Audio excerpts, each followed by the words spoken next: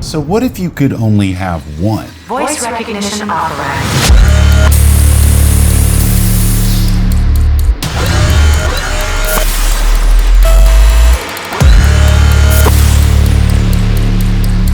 Weapons activated.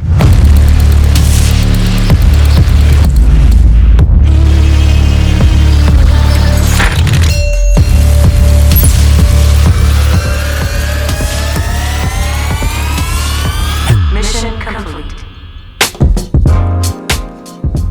All right. So this is a new series I'm working on called If I Could Only Have One. This is the BCM RECCE 14. In my personal opinion, there's three price groups when it comes to guns, and specifically AR-15s. And we're talking about price here, we're not talking about quality. But for price, I would say anywhere from $100 to, I would go as high as $700, I consider to be cheap for an AR-15. Anywhere in that price range. I would say from $701 to about $1,500. That's gonna be my mid-range. And then from $1,500 beyond, that's the high-end price range. Just like this one right here from Facts and Firearms, they're about $2,000. So therefore, because of the price, it classifies in what I'm calling the high-end price range. This is more of a competition gun, not more of a do-all-purpose gun. But I kind of wanted to think to myself, all right, cool. If I could just get one gun and it would shoot great out of the box, I don't got to fiddle with it. But not only that, I don't got to worry about a lot of stuff breaking down on it in the very near future. So much engineering that goes into this gun, guys. Like it's literally insane. It's about the mid-level price range, but you get all the benefits of the high-end quality. And the way they do that is pretty mind-blowing. We're gonna take a look at this guy from front to back. The only thing we're not talking about today is the flashlight, which we're gonna talk about in a future video. We're gonna talk about any types of mods that I might do to this in the future. Not that I need to. And then we're gonna talk about, knowing what I know now,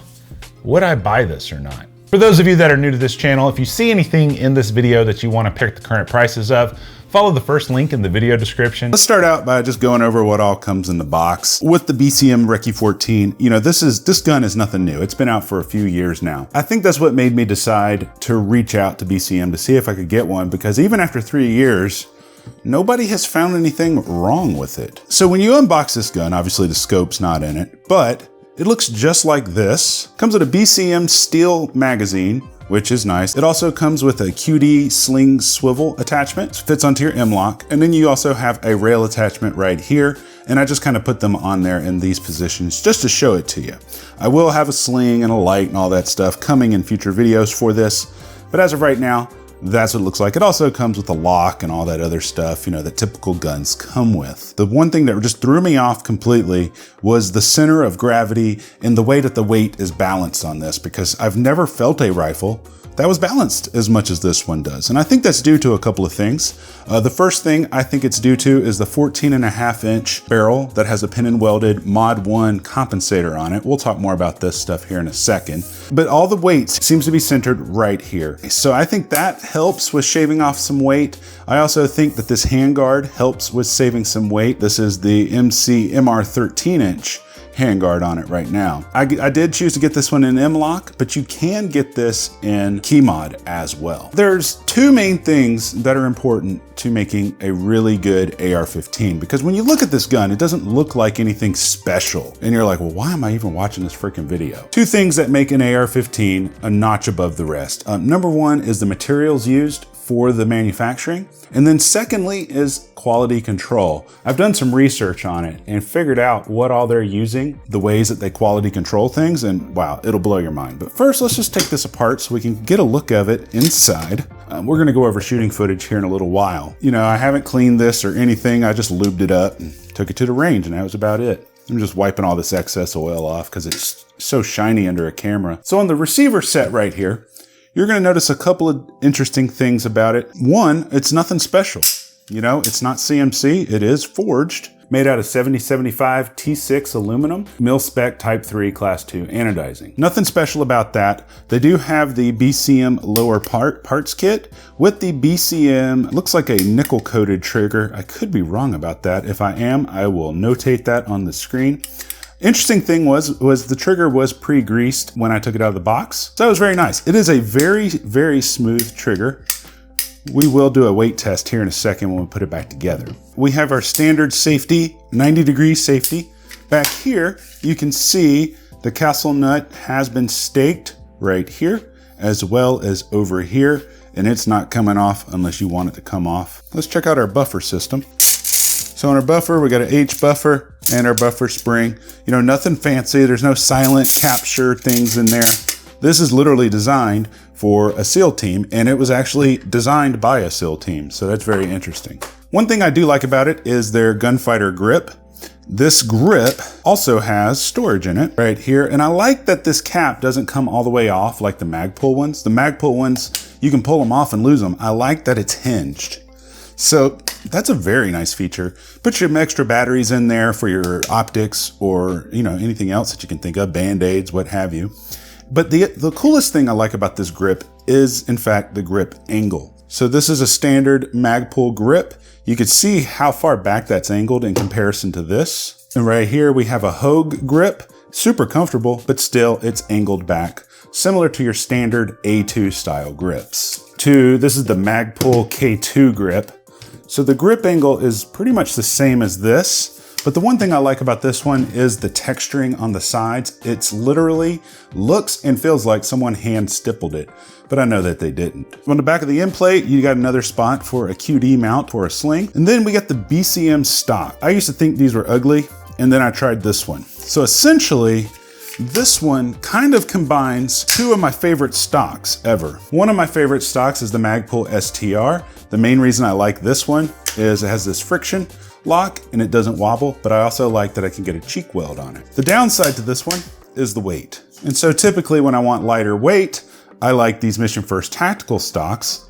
They're super light, but the downside is you do kind of give up that beautiful cheek weld that you can get on the stock. So with this one, not only does it give you the lightweight, but it also gives you a nice cheek weld. So it's kind of like a Goldilocks stock. The other thing I like about it, better than I do the other two, is how large the grip is here for extending it. Literally this entire underside, you squeeze it, you can move it. You got a sling loop here and a QD point here. You know, these are designed for military use. If you were under pressure, you know, you don't want to think about which finger am I squeezing, you just want to squeeze the whole hand and do it. And then if we look at the Magpul one, not only do we got to get a certain place, but we got to get our fingers inside of it to pull it out. And then we got to relock the friction lock.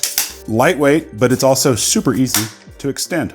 Now we're going to talk about the upper, the bolt carrier group, because that's where most of the magic happens. So this is the BCM bolt carrier group. Anytime I've talked about doing a build in the past, and I talk about sourcing parts, the number one thing I always say to look at is a high-end, high-quality bolt carrier group and a high-end, high-quality barrel. I'm still working on making a barrel video because I was waiting on this barrel to arrive before I made that video. So go over the bolt with the magnetic laser inspection. And then what they're looking for is any types of imperfections on the surface of it right here. And then when they high pressure test it, they're actually just putting it under stress to make sure that it's not going to have any weak points or anything like that. And the magnetic particle inspection also can see any cracks or anything in it that we can't see, even with like a microscope. That's always fine and dandy, but the one thing that sucks about high pressure testing is what it doesn't tell you. It tells you that it worked at the moment of inspection, but it doesn't guarantee you anything in the future, which is where BCM kind of changes everything about it. So not only is this one magnetic particle inspected and high pressure tested, it's also chrome lined on the inside of the bolt. It's also chrome lined on the inside of the carrier right here. Here's what's even crazier about these bolts. Every bolt is individually inspected individually. Do that to every single bolt. With quality control, the less inspection you do, the more money you make and less money is lost. So essentially what they're doing is they're inspecting each individual bolt on all of those measures before they're ever sent out. You know, I've always loved nickel boron bolt carrier groups because how slippery they are and how you don't got to use very much lube. However, these are built to be out in the field and to get a lot of dirt and grime in them. So I believe, you guys can correct me because I can't seem to find the answer to this and maybe I'm just looking in the wrong spot. It's either phosphate finished or it's ion bonded. I know they make one of these in flat dark earth and I know the flat dark earth version is ion bonded, but I think this is phosphate.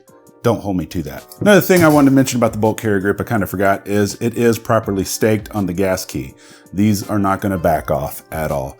And you can totally tell there's enough interference on them bolts that they're not going to move. QC is good and all, but you got to make sure you get the right materials. On the bolt, they're using Carpenter 158 tool steel, and the bolt is also shot peened. And like I mentioned earlier, the carrier is chrome lined, and the gas key up here is also chrome lined.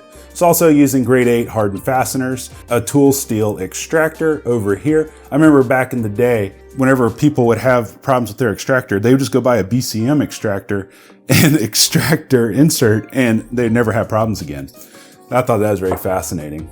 They then go inside of here in the upper. And what they're gonna do in here is they're gonna use those same gas gauges and things like that and the same measurements that they used on the bolt carrier group. And they're gonna measure a bunch of different stuff. For example, on the gas block, they're gonna measure the inside diameter where the barrel goes through.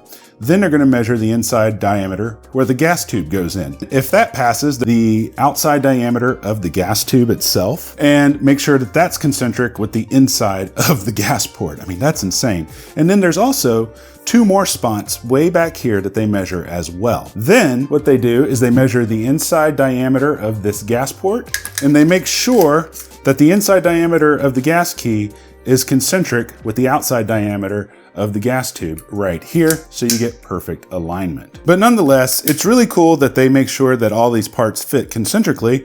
Therefore, we'll never get any gas leaks on it at all. Also, the gas port on the barrel measured with a laser micrometer every single barrel before it leaves to make sure that the gas port is in perfect alignment with the gas block itself. Now, speaking about the barrel, there's really nothing super fancy about this barrel. It's a government profile, and they are independently certified mil-spec 1159E barrel steel. So both the bore and the chamber are chrome lined. Now, this is my very first chrome lined barrel. Now, I'm going to make a whole video about AR-15 barrels and stuff like that, but I'm still doing my research because I want to do that video justice. From my understanding, you got different types of coatings on the inside of a barrel. Chrome lined tends to be one of the best. The downside is if it's not done properly inside, with the chrome lining can wear out really quickly and it can flake off. So that's the downside. You kind of take a risk when you get a chrome lined barrel if it's not from a quality manufacturer, which in this case, they do the same types of quality assurances with it to make sure that the coatings they go in there with a camera and make sure that everything looks good, and they test it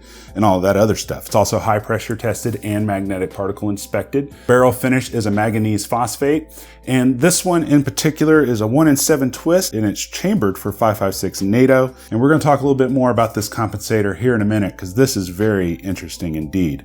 Another thing I like about it is the upper is T-marked all the way across, going from the front all the way to the back.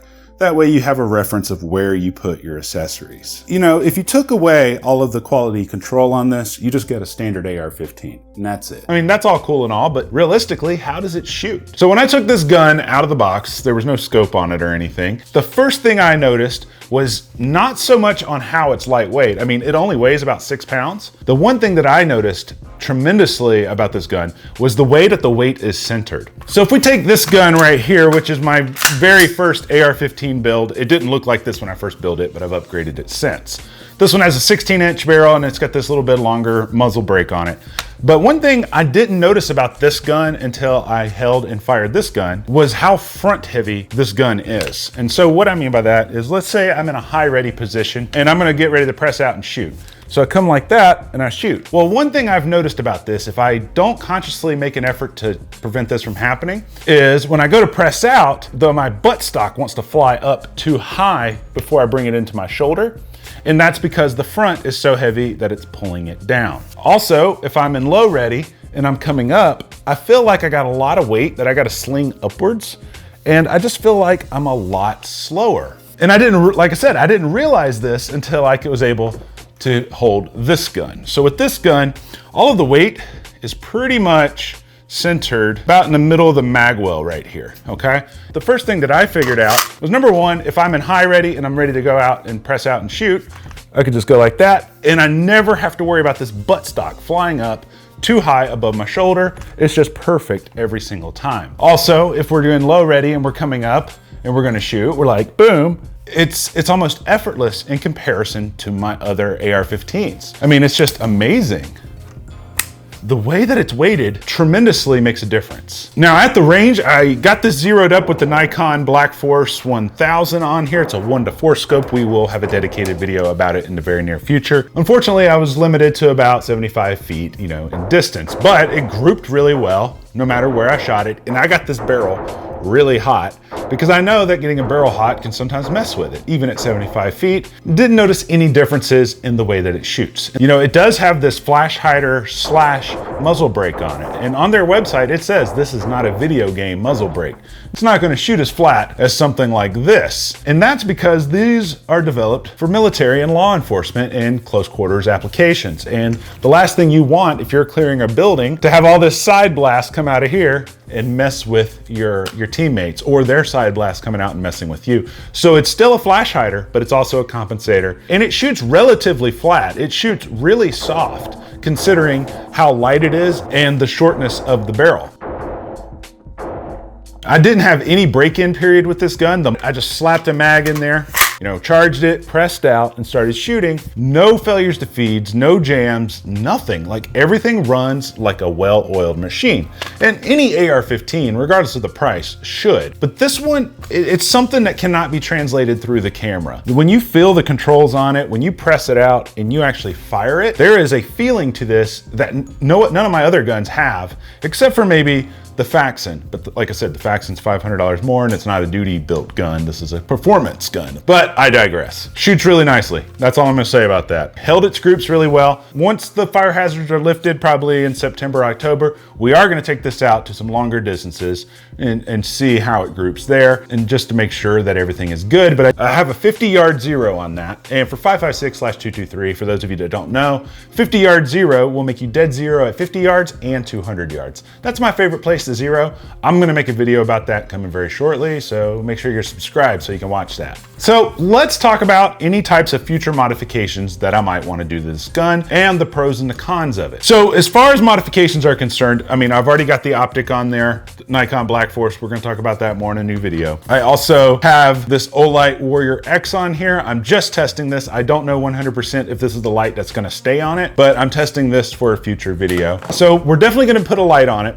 That's gonna be for sure. One thing that I did get spoiled with the Faxon, and this is something I'm probably gonna start doing to all of my AR-15s, is one of these Radian 45-degree ambidextrous safety levers. I love this safety lever. Oh my God, I can just, it's that quick. I can't hit any mil-spec safety that fast. Don't get me wrong, this doesn't need that, but it's something that I just want to add to it. I'll make sure to throw a link down below if that's something you want to check out. As far as the way the trigger's concerned, it is a standard mil-spec trigger weight, 6 to 7 pounds, but it's a very smooth 6 to 7 pounds. There's nothing wrong with it. And because I'm going to try to keep this gun for its original purposes, I'm probably not going to change the trigger on it. But we might change some other stuff, and that's why we're gonna make multiple videos on this gun. So now let's go over the pros and the cons. First pro is obviously all the QC that goes into this. Like I showed you up close, every single bolt carrier group is individually inspected before it ever leaves Bravo Company. So it's not like one's gonna slip through the cracks. And if it does, which I've never heard of, they're gonna fix that because they got a really good warranty on them. The next piece that is 100% inspected every single time is the barrel. And like I mentioned, both of them are chrome lined, both of them are built like a tank. Those are your two most important parts of any AR-15. Now, I'm sure they do a lot of other QC with their receivers and their handguards and everything else. Because these are the two with the most moving parts and all the explosions are happening, those are the most two that 100% needs to be individually inspected every single time. The next pro I'm actually gonna say is the price. Considering how much money it costs to individually inspect every single bolt and every single barrel, the price of this is really good. On the Bravo Company website, it says they're $1,500. But when you start going and looking around, they're usually about $13.95. I'm not saying it's the cheapest gun ever, but I'm saying for what you get, that is dang awesome. I'm really trying hard to find a con on this because I feel like, hey, I gotta find a con on everything. Because Bravo Company makes it very clear on what purpose these serve. These are meant to be for military, SEAL teams, close quarters type stuff, for teams of people, I think they did almost pretty much everything right for those types of purposes. Now, for me personally, the only con, like I mentioned, is I'm gonna put on a different safety. But I have yet to find a con, and I am saying that very hesitantly. Every time I say that, I eat my words. So maybe something will come up with it in the future. I don't know. But knowing what I know as of now, with my first impressions, this is not a complete review of this gun, so don't take it that way. I would definitely buy this again knowing what I know now. I kind of want to know from you guys, for those of you who have experienced BCM, what are your thoughts? You know, did you have a good experience or a bad experience? Let me know down in the comments section. I'm also going to be doing more of these videos called If I Could Only Have One. And we're just going to go through the gambit. If I could only have one Glock trigger, if I could only have one Glock slide, keep going with this and see how it is. If you like that idea, hit the thumbs up button and subscribe. But until next time, guys,